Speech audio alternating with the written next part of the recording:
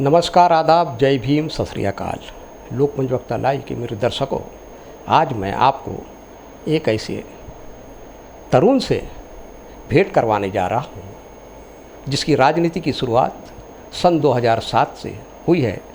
युवक कांग्रेस से अपने राजनीति करियर का आगाज़ करने वाला यह नौजवान सूझबूझ और साफ सुथरी राजनीति के लिए जाना और पहचाना जाता है।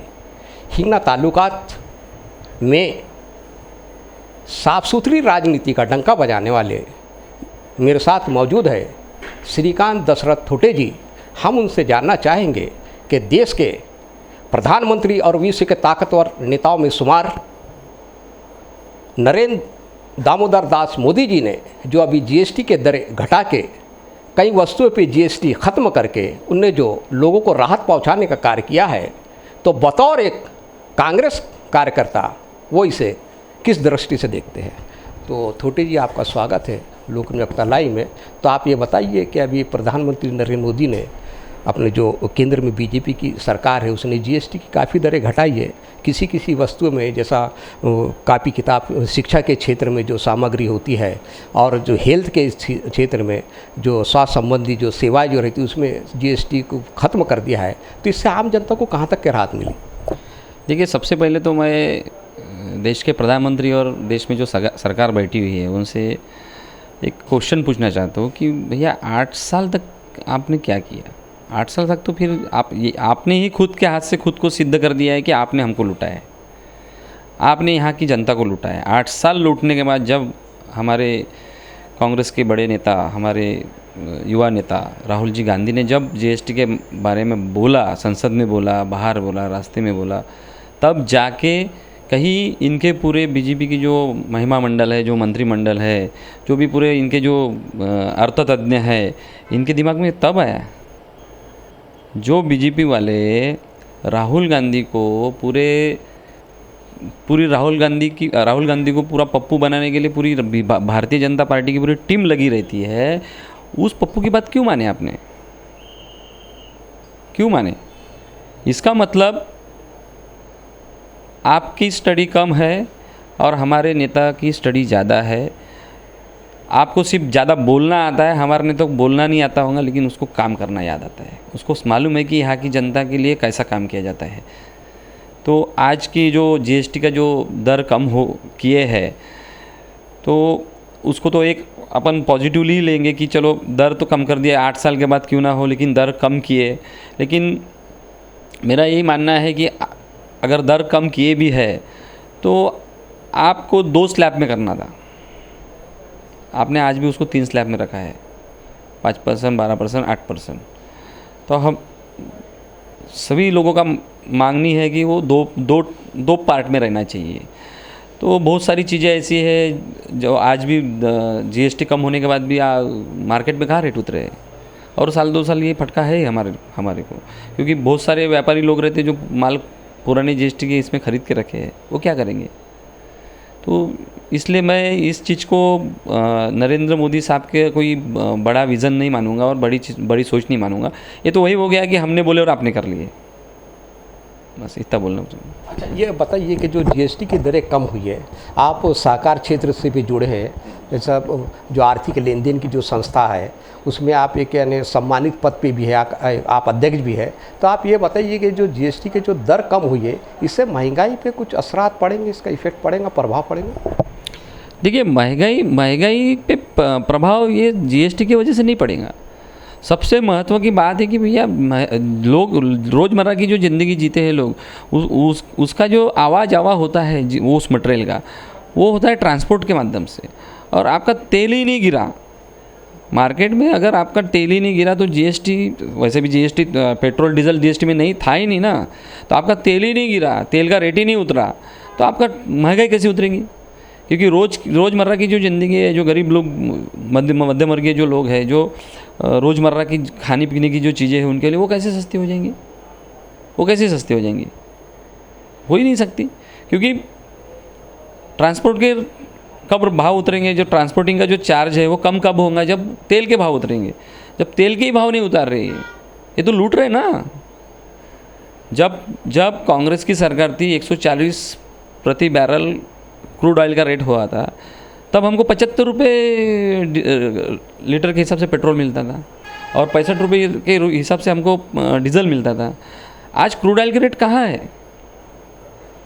आज 30-35-40 रुपये प्रति बैरल के ऊपर पेट्रोल के रेट है और तो भी आज रेट हमारा 100 रुपये का ऊपर है या 100 रुपये के आसपास है, तो हमको तो लुटा ही जा रहा ना। आप मेरे को बताइए कि जब कांग्रेस की गवर्नमेंट थी तब रिलायंस के जियो, अब जियो हो गया, वो रिलायंस के पेट्रोल पंप थे, क्यों बंद हो गए थे? ये क्वेश्चन कोई पूछता ही नहीं है, क्यों बंद हो गए थे और अभी कैसे खुल गए? वो तो रिलायंस का नाम बदल के जियो कर दिया, लेकिन वो जियो और रिलायंस एक ही है, सबको मालूम है, पूरी दुनिया को मालूम है कि जियो कन्वर्ट हो गया, रिलायंस कन्वर्ट हो गया जियो में करके। तो रिलायंस के पेट्रोल पंप तब बंद करने के ज़रूरत पड़ी, जो रिलायंस कंपनी के जो मालक है अंबानी साहब, इनको वो रिलायंस के पेट्रोल पंप बंद करने की ज़रूरत क्यों पड़ी और अभी खोल क्यों रहे?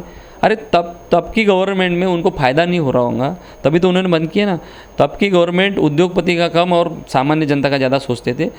गवर्नमेंट के ऊपर उस समय भी प्रेशर था कि आप हम जो रेट में तेल बेच रहे हैं वो रेट में गवर्नमेंट ने भी बेचना चाहिए, लेकिन गवर्नमेंट ने नहीं सुना उस समय।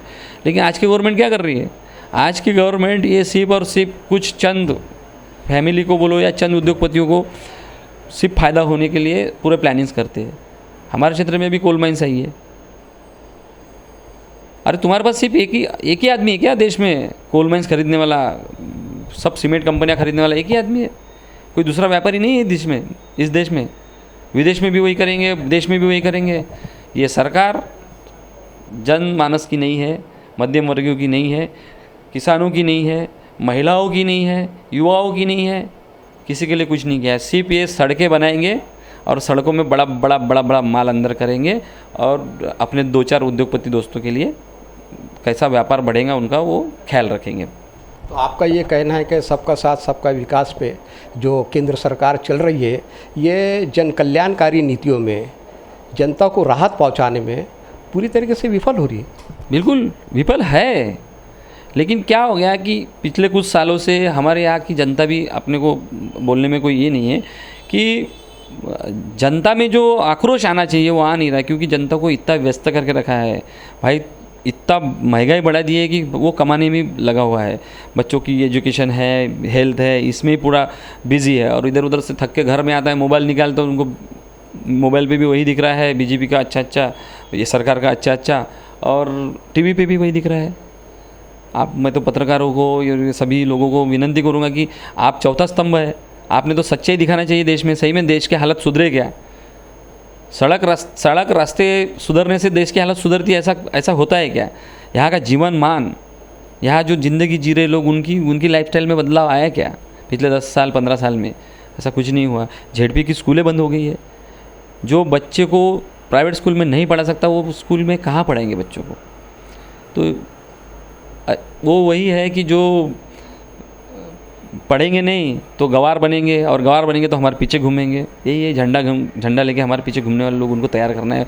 यहाँ पे जो क्या बोलते बेरोजगारी का जो आंकड़ा है वो आज देखो कितने है। सरकारी नौकरियाँ नहीं है लड़कों के लिए, क्या करेंगे लड़के बताइए आगे जाके? तो आप देखो हर जगह इजीली उनको लड़कों को कोकेन, ड्रग्स, गांजा, ये सारी चीज़ें अवेलेबल हो रही है। तो कहाँ से वो नवयुवक तुम्हारा कुछ अच्छा सोचेगा? वो तो नशे में आधा देश तो नशे में, अपना युवा वर्ग नशे में जा रहा है। तो ये जो आधा देश जो आप जो बोल रहे जो नशे में जा रहा है, तो आप इसका इल्ज़ाम कसूरवार कौन है? आम पब्लिक है कि इसकी सरकार का कसूरवार है? सरकार तो अपना कानून कायदा बराबर लेके चल रही है। सरकार, मेरे को बताइए कि सरकार अगर कानून कायदे, मेरे को बताइए पुलिस यंत्रणा को कौन दारू बेचता है मालूम नहीं है, कौन गांजा बेचता है मालूम नहीं है, पुलिस को सब मालूम रहता है। लेकिन सरकार की नीयत साफ नहीं है। सरकार चाहती है कि यहाँ का युवा आवाज़ ना उछले, वो सिर्फ नशे में रहे। किसी को ये सारी चीज़, आम्ल पदार्थ का नशा लगा दिया तो किसी को मोबाइल का नशा लगा दिया, बस यही तो किया ना। अंग्रेज़ों ने क्या किया था? अंग्रेज़ों ने जब अपने देश में अंग्रेज आए थे, आप तो हमारे से बड़े हैं, अंग्रेज़ों ने यही तो किया था। अपने यहाँ पहले चाय पीते थे क्या? पूर्वजों को पूछो, अपने वाले चाय नहीं पीते थे। जब चाय नहीं पीते थे तो चाय कैसे पीना शुरू कर दिए? पहले वो तो चाय के व्यापार के लिए आए थे अपने यहाँ पे, उनके देश में चाय लग रही थी उनको, यहाँ से चाय लेके जाने वाले थे, वहाँ बेचने वाले थे। लेकिन यहाँ आने के बाद उनको पता लगा था यहाँ तो सब, यहाँ पे बड़ी बाजार पेट बन सकती है। तो उन्होंने यहाँ की चाय पत्ती यहीं के लोगों को फ्री में बांटना शुरू किया सबसे पहले, और साथ में कप भी देना शुरू किए। चाय भी लो और कप भी लो, शुरू हो गया चाय। आज बताइए ना, आज चाय फैशन हो गया अपने यहाँ पे। चाय की बड़ी बड़ी अच्छी अच्छी शोरूम दुकानें खुल रही है। तो चाय जो है वो चाय अपने यहाँ पीते नहीं थे अपन, अपने को अंग्रेज़ों ने सिखाया चाय पीना, तो चाय के अधीन किया ना अपने को। तो पहले फ्री में चाय दिए और फिर बेचना शुरू किए। वैसे ही पहले अपने को अंबानी साहब ने फ्री में डाटा दिए। जो बंदा 1 GB डाटा में 1 महीना निकालता था, वो बंदा आज 2 GB डाटा एक दिन में ख़त्म कर रहा है, 2 से भी ज़्यादा कर रहा है। जितना मिल रहा है उतना उसको कम जा रहा है। तो क्या कर रहे हैं इसमें, कौन क्या कर रहे हैं? जिनको ज़रूरत है वो तो अपने आप डाटा ले लेंगे, लेकिन जिनको ज़रूरत नहीं वो भी डाटा ख़त्म कर रहे हैं। तो कुछ ना कुछ गलत ही हो रहा है ना। तो इसमें व्यस्त है अपना युवा। तो कहाँ से कुछ नई सोच आएंगी, कहाँ ये नया देश बनेगा? नई सोच कहाँ से आएंगी? अमेरिका जब